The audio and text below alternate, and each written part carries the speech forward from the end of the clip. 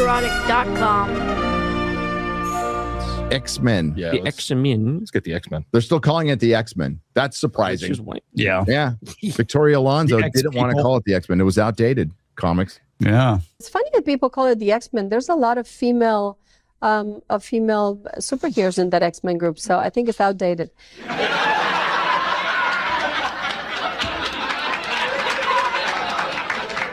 Kit Connor eyed for Cyclops role in upcoming Marvel Studios pick. Wouldn't it have been cool if they had made this fucking announcement of like whenever the X-Men movie was coming out at, I don't know, San Diego Comic-Con instead of a week after, we just get random reports of people being cast for a movie that we already knew were coming out. It's crazy. Well, that's because these castings aren't complete yet. So the story we got is that they are rushing to get this done because they're planning a full panel lineup to walk out for D23. Okay, so they saved the best part. Yeah, that's what the All current rumor is. people, how do you feel about getting screwed over by Marvel because they let too many people of their own people in the hall? So when you had your guaranteed pass, you didn't get in. That was Marvel, by the way, everybody. And they're like, oh, yeah, we're only going to give you a half-ass panel. Woo. Yeah, this is the full list of the rumored and So confirmed and rumored. Samara Weaving is confirmed for Emma Frost. I think she would be great in that role. Yeah. Sadie Sink is Jean Grey. Niece That's of Hugo confirmed, Weaving, yikes. by the way. Is that confirmed?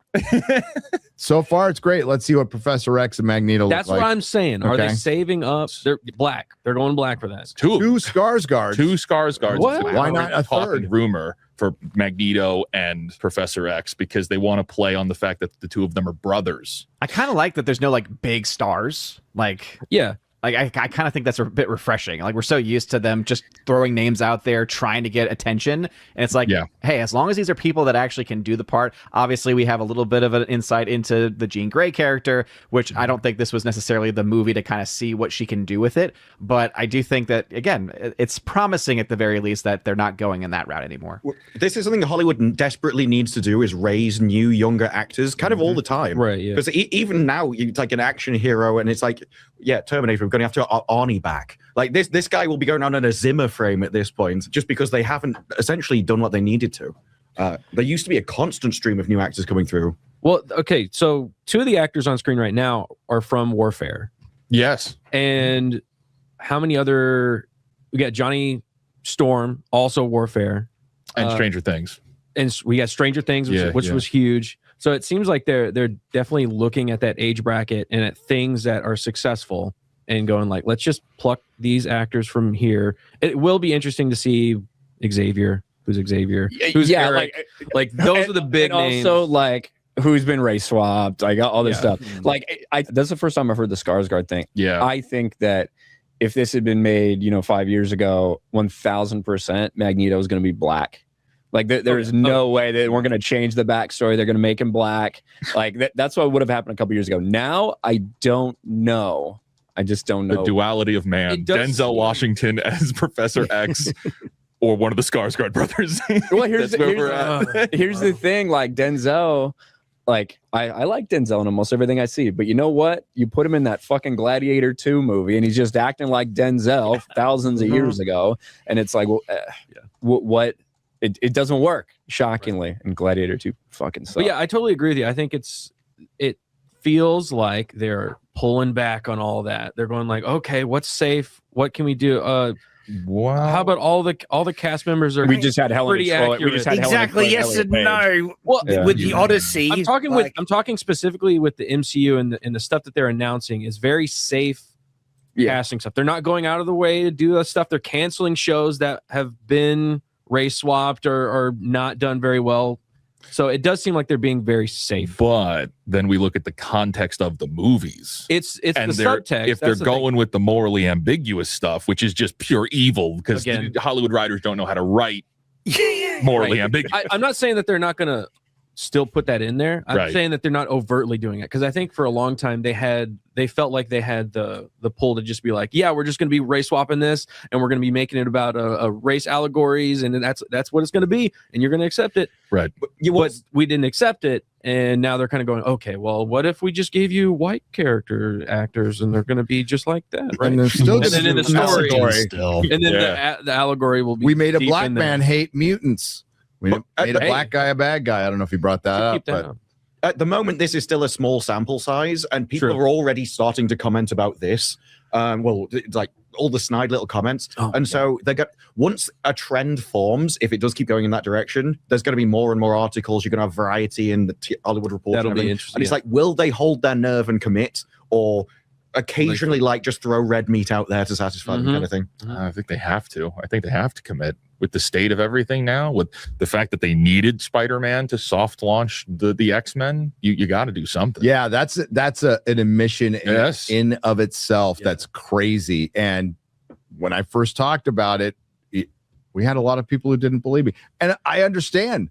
It's stupid to introduce the. It doesn't make they any own sense. Fox now, but you're introducing it in a Sony movie where yes, you get merchandising rights, but no, you get like nothing in the box office. Although it will be their most profitable movie this year by a long shot. Well, it's when they signed the deal to get Spider-Man into the MCU. MCU was top dog. They didn't need Sony. Sony needed them, right?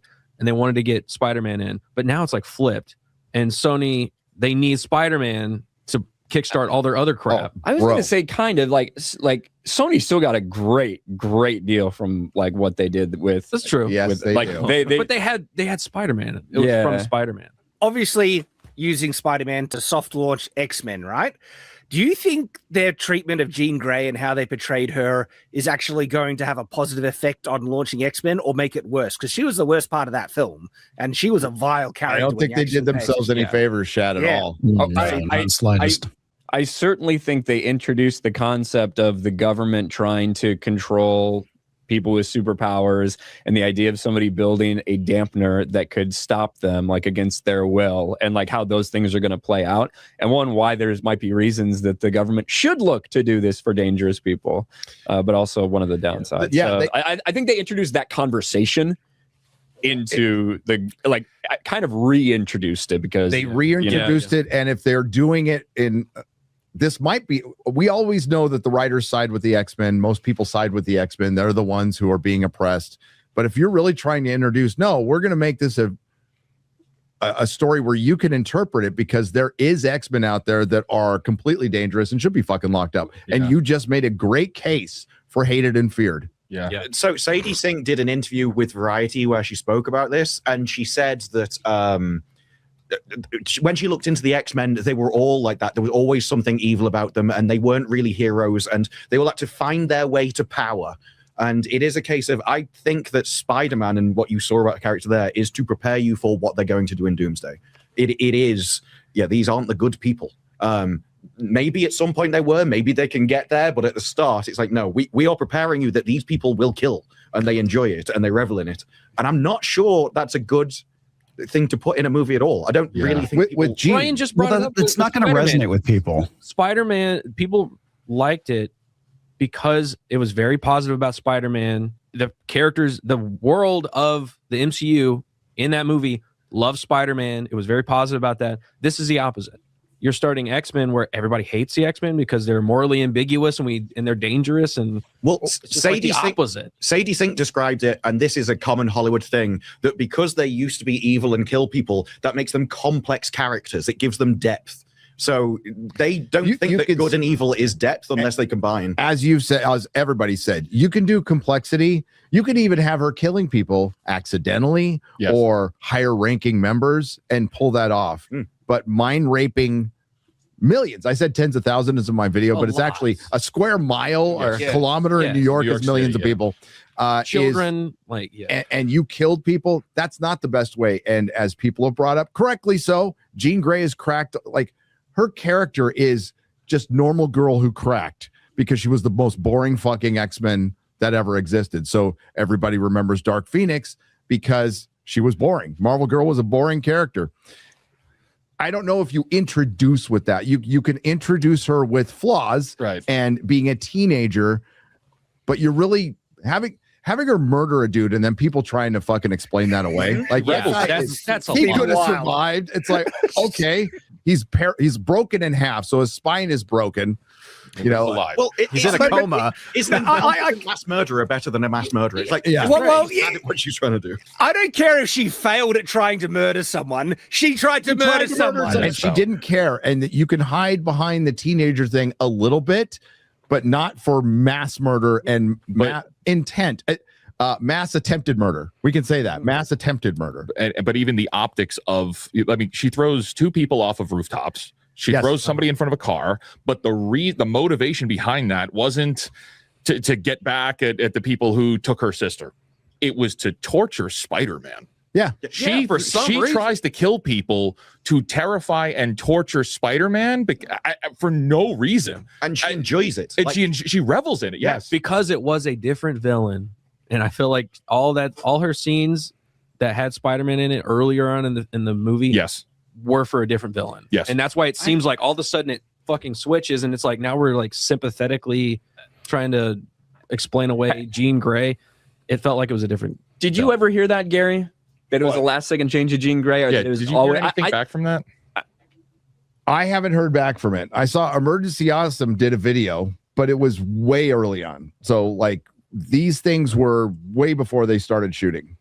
So they made the changes early. The changes were made before they started shooting a script. Now that I haven't heard back. That's a good question. It from I'll ask again. I mean, observer side, it feels like anything that's connected to Jean Grey in that movie is a completely different character. Like she's taken the spot of somebody else. That's just how it feels. So it just makes sense when you go like, okay, why is she acting like a sadistic psychopath in the first part of the movie? And then in the second part, I'm just a teenage girl. I'm just trying to get my sister back. It just doesn't feel right. Well, also, like the whole rooftop sequence with kissing Peter Parker, you're hijacking MJ. That is something a supervillain does. Yeah, that's a mustache twirl. She sexually assaulted Peter and MJ. Yes, you can't explain that away, but Disney's trying, and all of the Defenders are trying. You can't get away from that. But that is only something you would do if the person committing that is somebody you want the audience to hate. Yeah. You are supposed to hate her initially, and then you're supposed to feel sympathy for her because she has a tragic backstory. Oh, because bullshit! I'm just telling you that. Yeah. I'm telling you, I think that's how they did it. They wanted you to hate her. They wanted you to hate her like a villain, and they wanted the big reveal that she was just actually abused the whole time. I don't think it reads like it was supposed to be somebody else. I think this is just what they had planned. I think this is just how they write sympathetic female like gray anti-hero bullshit. And the things to me that feel like they were forced in there were the Elena things. Yes. Like that's the one that 100%. Is obvious in reshoots, probably because, and the reason I say that is because I don't think it would have made any sense for this movie to come out after Doomsday and Yelena be there the way that she was. Yeah. Right. I think that's something they're like, well, fuck. Now that this is taking place, now that we can't explain the absence of these things because we got Doomsday taking up all these characters' time, now we have to address in some way that, by the way, the new Avengers are kind of headquartered here and they might be working together. That's the thing that felt really forced in, probably for a decent reason, but unfortunately we get Yelena. Some of that you might be feeling. We're going to get hopefully we'll get an answer. I just texted back. So it feels like there just was a longer movie. And they did change the ending a bit, but I don't know if that was in the script stage or if that was when they were actually shooting. I don't know how many reshoots were on this. I didn't hear many. Yeah, it's crazy because the original story, it's the same thing with Doomsday, and there was more Doomsday leaks that came out a couple days ago, and it's always the bones. It's always the same bones. And it is this time too. It's for Doomsday, what we read on stream a couple of weeks ago, it's the same thing with a little more detail. And things make a little more sense now. But it was like that a year ago when we got the first Doomsday leaks. But it's the same thing with Spider-Man. What we got was the same bones of Peter going through the arc of what could have been Man-Spider. Even Tom Holland said in an interview, we battled with the idea of Man-Spider, but it's what we all said. You can't do that because you want kids to see the movie. Everything we keep getting it's close as if maybe they're putting things out to see what people react to, see what people respond to. But what we get is pretty dang close to what we find out. I thought they did all right with the other. I would have been fine with 6 arms, but that would have taken a lot of the movie. I kind of think they handled Well, it if they better. actually made that the point of the story, Imagine then it would have been fine. possibilities. Well, you know what? You could have gone hey, like 6 arms. Hey, what those 6 arms do? What can those 6 arms do? Circle it back to the X-Men. This is how they're setting up the X-Men. Like you said, hated and feared again. Same storyline again. But maybe more hated and more feared because they're straight up just evil now. I don't know. Maybe, and maybe that's a way you introduce them. And wow, that's a take, I guess. It's a take, and it's not dissimilar to Snyder fans. Before you get mad, follow me on this one, okay? walk with us. It was Snyder fans who said, Snyder originally set out like, we're going to put these gods on Earth. And then we're going to eventually show him being the heroic Superman. That's what he was building up to. Right. That's what he died for. That's what his sacrifice. Maybe they do something similar to that. I think you're going to miss the Fox X-Men a lot when the MCU is done with them. Great casting, though. Surprising casting so far. I'm kind of shocked with their casting. I don't care what the actors do in their real lives. Somebody said like Cyclops is bi, and I'm like, the only thing that opens the door for is the love triangle between the Wolverine and fucking Wolverine. And Gray. One of the issues with that, though, is the way Hollywood sees it. It's like, well, now he's a bi guy, so he has to be written by a bi person. We're going to have to represent him authentically in the movie. Yeah. Well, it's Hollywood. There's a very good chance that's happening anyway. Yeah, and you're going to have all the journalists that are going to be asking him about, like, well, how does your bi identity affect you in this story and everything else? Is this the biased thing you've ever done? Oh yeah. Thank you, Mark Malkin. X-Men ever. And X-Men is the perfect set of characters to do that too, because it's like, oh, the X-Men are an allegory for the LGBT, or oh, they're the allegory for civil rights. They were the allegory for outsiders. Yeah. Okay. So the LGBT and all the other marginalized groups they don't own the domain on that. The X-Men were the allegory for outsiders of any kind. And that's why it was the most popular comic for decades, best-selling comic for decades. But then the hated and feared thing wore out. They became dated. And also Marvel really fucking sucks. And Ike Perlmutter wanted to make Inhumans the new mutants because Fox owned the rights. So that we have to mention that too. But it's just kind of run its course. And then the X-Men comics of the last 10 years in Marvel have been fucking horrible. And they are villains. They're villains. They're straight up villains at this point. Yeah. When they're not going to Met galas, mutant galas, and being super gay. But yeah, I think it's Marvel's this is going to be the mutant saga that they're starting with Ghost Rider and Black Widow, or Black Panther for some reason. But it's going to be the mutant saga, apparently. And yeah, I'm surprised to hear it's D23. I thought that was all going to be TV, but it makes sense. No, it totally makes sense. That's part of the rush now, is to push everything, to do a big announcement, because now it's time. Spider-Man's big. Mm-hmm. Everybody's talking Marvel superheroes right now. You got this D23 event coming up. You got Doomsday at the end of the year. What a better time to announce X-Men? They need to re-energize people into Marvel. Yes. Kevin Feige has stopped being innovative.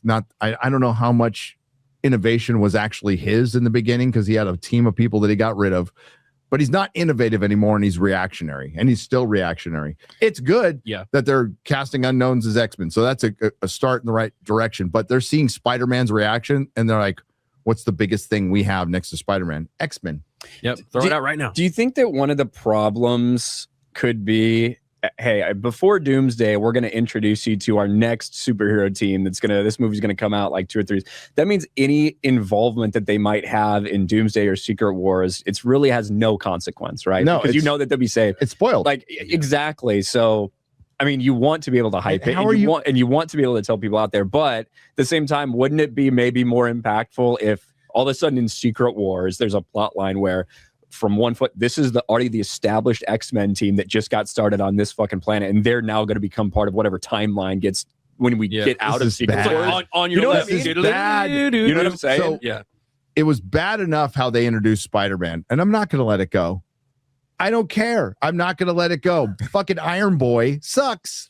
I mean, Homecoming's a good movie and a horrible Spider-Man adaptation, right? No self-respecting comic book fan who bought Amazing Spider-Man funny books for decades is going to accept Spider-Boy. If you know anything about the character, Spider-Man didn't join teams for decades. He wasn't part of anything. I fucking hated it when he became a member of the New Avengers, but it took him 40 something years to do that. He wouldn't join the Fantastic Four. He was always on his own. He was always trying to take care of Aunt May and pay his rent and do his job and be Spider-Man, and JJ's always fucking after him. That's Spider-Man. That's what it's supposed to be. He's not really part of any super team, and he's not an apprentice. No, he's the number one. X-Men outsold Spider-Man for quite some time, and they became the brand, but then they fucked it up. But ultimately, shoehorning in the X-Men, how in the fuck are you going to do that? So we're going to mold the worlds. We're going to keep some people like Tony Stark, 60-year-old Tony Stark. Right. But then it's going to be a world, mutants have always existed. This is the problem with the connected universe. It was cool for the first few phases. It ran its course, but now you have these compounding problems that you have to manipulate characters to fit into this new MCU universe. Butterflies. It's a butterfly effect. And like every single time you let some retard like Jessica Gao out there or whoever make their TV show or their movie, and it fucks with the timeline. Who's directing the X-Men? What? Quarter Black? That would be Jake Shackman? Shake Shack? Yeah. Whatever his fucking name is. Director of the Thunderbolts. Yes. Yeah. Oh, X-Men's cooked. Yep. Right. Screwed. So like it's almost impossible to integrate a character like as they should be from the comics because the timeline is so disjointed and messed up. How do you do it? You can't. You can. You reboot everything. I mean, that is you do a fresh, hard reboot. You wait 2 years after fucking Doomsday. Do 2 years of nothing. There's another problem in there by starting the X-Men now. The X-Men is dated. Super dated. But it's dated to World War II with Magneto. Yes. Well, a lot of Marvel is explain that. A lot of Marvel is, Right. if you look at it, that creates a problem. You make Eric black, and it was just about the civil rights. Yes. That's exactly what you do, and that's why I mention it. And people have been like, it's not out of the blue because there have been activists asking this question for a long time because of Magneto and because of his motivations and shit. Well, wouldn't it make sense to move it up a couple decades and be it about a black man who went through the civil rights era? Yeah. Right. I'm not sure that translates into the internationally. Everyone knows about it. Whereas that's a very just domestic audience, and so I suppose you have to make a decision. Like, who do you want to appeal to? I think that's a terrible idea. I think he's a level 5 mutant, and he ages slower. That's all you do. Same with Charles. You just do the same thing. It's like they age slower because they're so powerful. It's going to be really awkward if they make Magneto into a civil rights movement character, but then they have to shrink him on the poster for China. Yeah. That's gonna be, you know what I mean? Like, they did it with Black Panther. They can do it. They covered his. They put put his his mask on. Yeah. Well, I mean, honestly, he should have his fucking mask on. Black Panther's got a cool costume. It's just kind of a mini Batman costume, and he used to be kind of a mini Batman in another country. But then they made him super god who can beat fucking Silver Surfer in his Utopia, which, I mean, hey, isolationist ethno state. It sounds good to me. I mean, thank you, Black Panther. I'm so glad we're getting Black Panther 3 with not a recast, but T'Challa's son somehow aged up. I don't know how that's going to work. When we didn't get a 2. We didn't get a Black Panther 2. Well, we did. But they didn't call it Black Panther 2. They called it Wakanda Forever. That's right. Where we had illegal immigrants invading the isolationist ethno state. I love saying using water. Using water. And there's having water to dry on their back. Yeah, which is bad. With bongo locks on their bongo and DJ locks on their wall. That was around their country. Bro. The jokes write themselves. They really do. And they get mad at us. We're like I'm just describing what's in the movie. Like the You're brilliance racist for noticing the racist things. The brilliance of Ryan Coogler. Thank God he's the only one giving us black stories in the MCU. Here are your black stories. Here are your black stories, sir. Here are the DJs. Let's not even get into Blue Beetle. Here's your Latino story. DC's not much better. Nerderotic.com. Please subscribe.